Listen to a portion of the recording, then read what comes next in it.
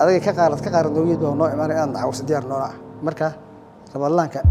aad baan u soo dhaweynaynaa ilaahayna nabada nagu gaarsiiyo marba darajo ay joogtay mar waxay joogtay dad marna dunyada raacdo oo waxa u sokayso kismaayo ka shishay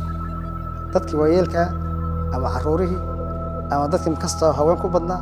dhaxli ku soo dhaceen haddana waxa sii raacay wabiyaashii ee wixii lagu sii noolaa lagu tiirsanaa hadda meesha ugu xubin maraysaa wabiga go'ay yaa noogu sii darnaa meel hadda aadam radhe wax badan bay noo qabatay dad waayeel dad curyaanay